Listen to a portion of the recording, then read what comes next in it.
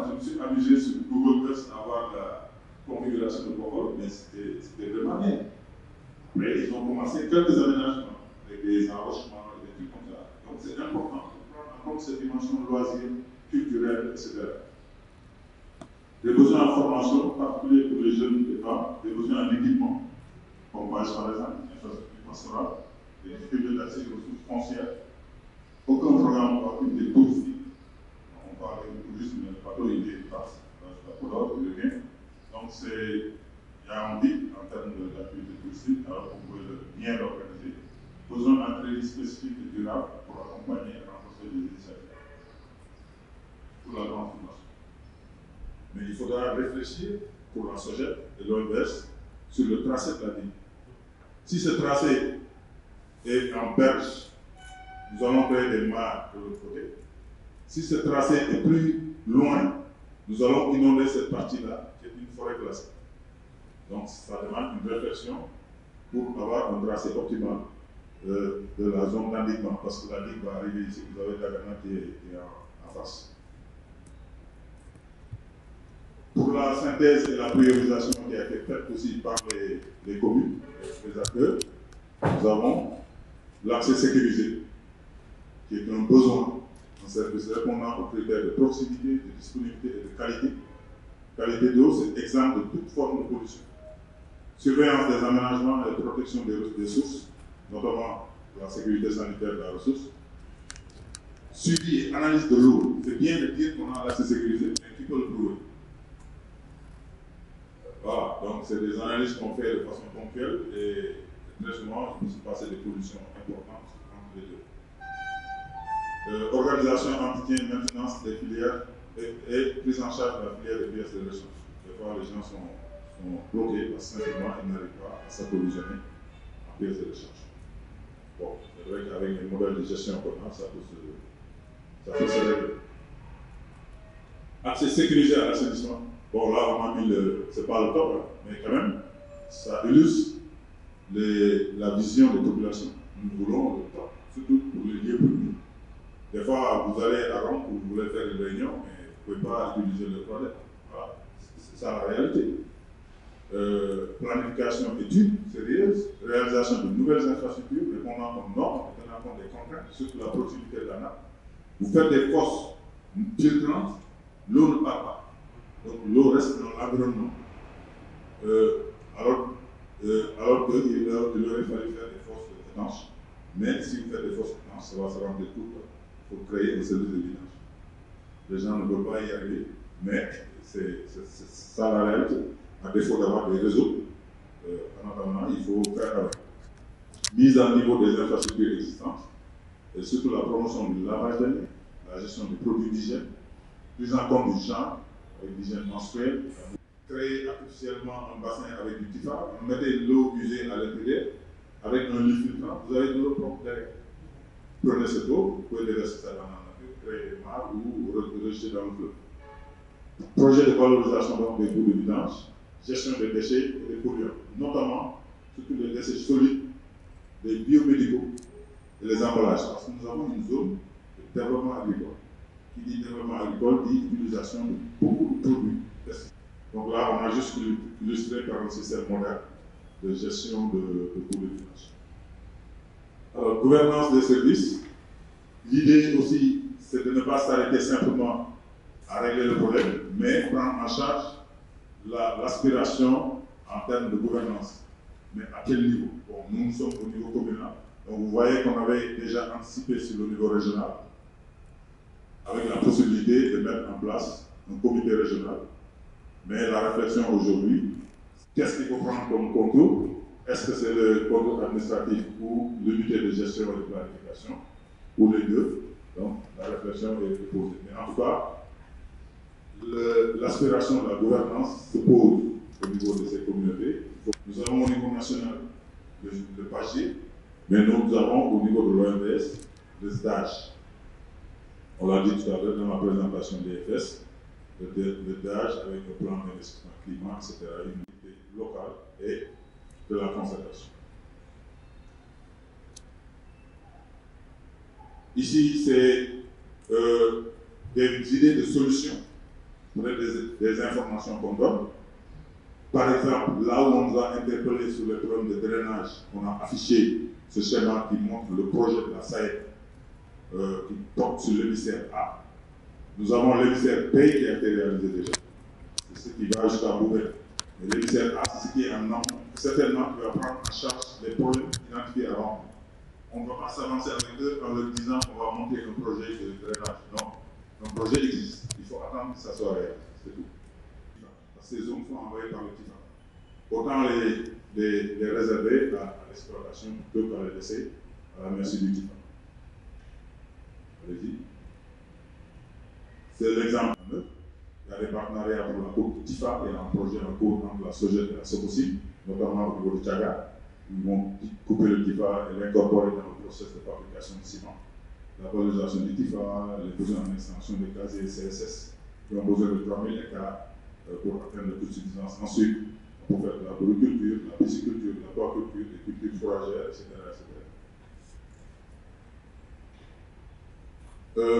Pour les volets infrastructures, étudier les possibilités de réaliser des infrastructures de transformation, de conservation, de commercialisation, de conditionnement, genre micro ou mini-agropole.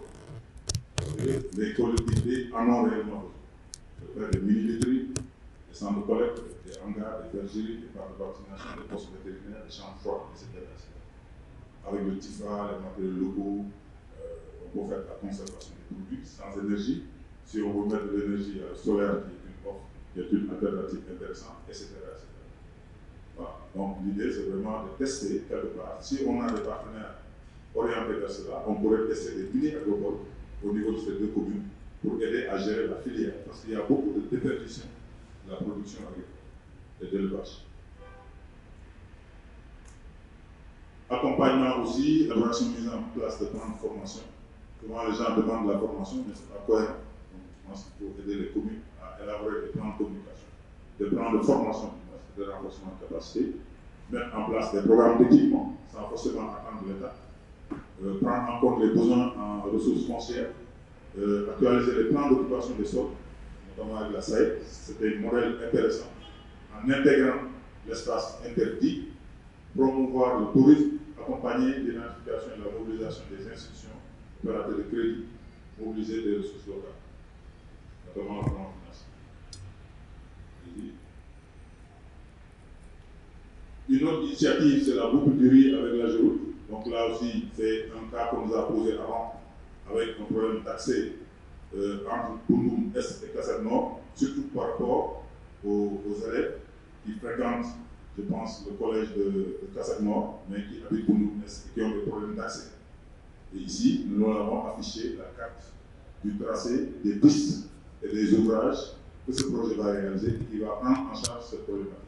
Donc ça, c'était juste une mise en relation pour leur dire que ce problème d'enclavement pourra être réglé à travers ce projet qui est actuellement en train de dérouler avec la Géroute sur le financement de la BAC.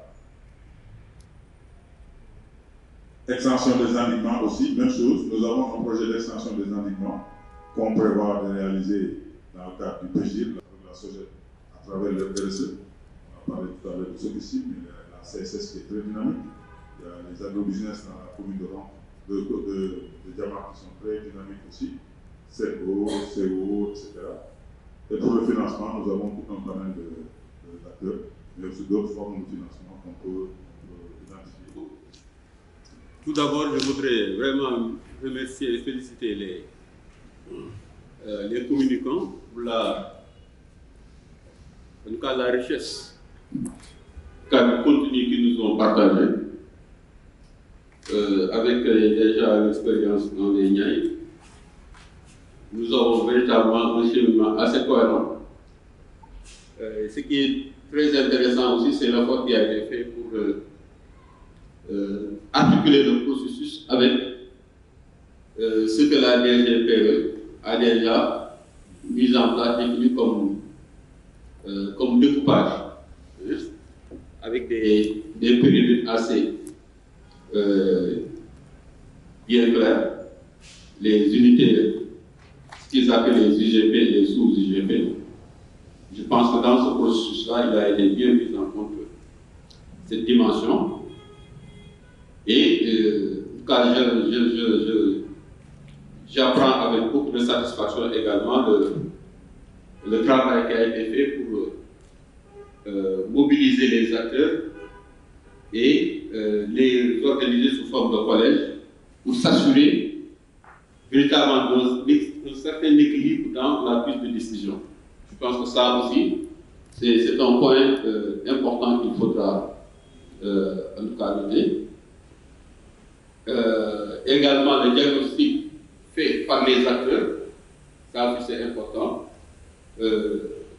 La collectivité qui est accompagnée pour asseoir un cadre de réflexion, et lequel cadre de réflexion est vraiment le point de départ pour faire un diagnostic, en tout cas co-construit. Ce n'est pas seulement le technicien qui campe le décor, qui peint la situation, mais c'est aussi les usagers autour de leur pratique qui définissent en tout cas leur perception de ce qui en tout cas caractérise en tout cas la ressource et qui réfléchissent sur comment en tout cas imaginer une solution qui peut être durable. Je pense que ça c'est un élément assez important et nous avons vu que vous êtes allé jusqu'à proposer un plan d'action. C'est ça le plus important. Parce qu'on parle beaucoup de GIR, mais si on fait une GIR qui ne débouche pas sur en tout cas une réaction portée par les acteurs, ça ne sert à rien. Et ici, je pense qu'il y a un effort qui est fait pour montrer la place que la collectivité doit occuper, mais que cette place-là, en tout cas, soit occupée avec les autres acteurs. Ce n'est pas l'élu local qui a seulement qui donne le ton, mais ce sont les acteurs qui partagent les pratiques autour de la chose qui doivent s'accorder ensemble sur ce qu'il y a lieu de faire. Et je pense que ça, c'était assez intéressant. Et je pense que c'est cette même logique, cette même logique d'intervention que l'on voit parce qu'on a des éléments en termes donc, de principe, de conduite du processus, qui est basé sur, en tout cas, ce que vous appelez, en tout cas, l'inclusion. Il y a l'inclusion, il y a l'efficacité, etc. Tous ces aspects-là qui me semblent être importants qu'on gagnerait à capitaliser.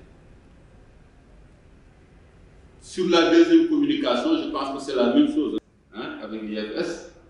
Et ce qui est intéressant, c'est la rencontre, en tout cas qui a été tenue sur la territorialisation de la gestion intégrée des ressources, qui est allé jusqu'à proposer un programme d'action qui va agir sur différentes thématiques. Et je pense que c'est ce fil conducteur qui est revenu jusqu'à la troisième communication, qui nous gratifie.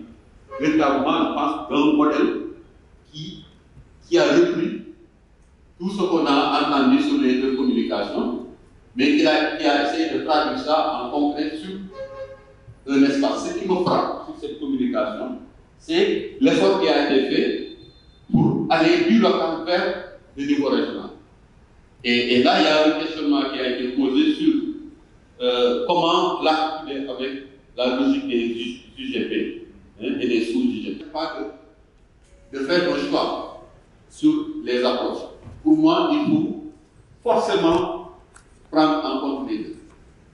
Parce que l'échelle d'action pour apporter les transformations, c'est à l'échelle de la collectivité. On veut que les acteurs s'organisent autour de la collectivité pour aller mobiliser des ressources pour nouer des alliances avec le niveau avec qui on partage les mêmes problématiques, les mêmes enjeux, etc. Et c'est là où l'unité, la sous-IGP est intéressante. D'autant plus qu'aujourd'hui, avec l'intercommunalité, on peut créer cette dynamique de collaboration. Et ce n'est pas parce que notre cadre ne colle pas avec la configuration des périmètres des UGP qu'on ne doit pas être partie prenante de ces processus-là. Pour moi, il faut qu'on intègre la logique des UGP dans notre réflexion pour pouvoir capitaliser le maximum et enrichir également le débat au niveau de ces livres.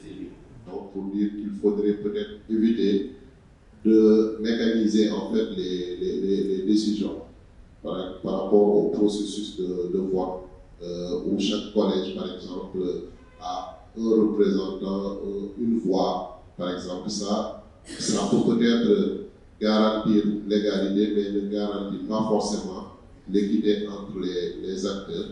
Et un autre problème qui pourrait émerger de cela, c'est peut-être le fait qu'on n'accorde pas assez de place à la discussion et au consensus. Voilà, parce que ce sont aussi d'autres possibilités, surtout je parle du consensus, d'autres possibilités qui permettent en fait aux acteurs de bien débattre et de mieux porter leur voix, alliant en fait connaissance et apport. Surtout aujourd'hui au Sénégal, on parle beaucoup de dialogue, mais sur ces questions, notamment, il y a besoin de dialoguer autour de la connaissance et aussi surtout des sensibilités donc, de chaque acteur. Donc l'idée de collège quand même est très très importante parce que ça permet au moins de garantir la représentativité des acteurs. Mais faudrait-il que chaque acteur puisse mieux porter sa voix et peser assez donc, sur ses décisions et choix. Parce que si on rentre en fait ces processus décisionnels, ce que ça va créer, c'est que certains acteurs vont se sortir de la démarche. Et même s'il y a réglementation, après, il serait difficile de les amener à respecter ces réglementations. Alors que si cela passe avec leur accord et un bon consensus, il se pourrait que, en fait, qu'ils soient très sensibles, parce que le processus de discussion, de validation, ça permet en réalité aux acteurs de s'accorder sur un certain nombre de principes. Donc ça, c'était la première contribution. L'autre, en fait, c'est juste souligner, en fait, insister plutôt sur la nécessité de capitaliser sur le travail qui a été fait par la SONED. Ici, au niveau de l'Europe, ou bien du bassin du Nord, on a parlé plutôt de questions de qualité qui s'est plus posée, mais la ressource en tant que telle est disponible. Ce n'est pas ça qui pose le problème.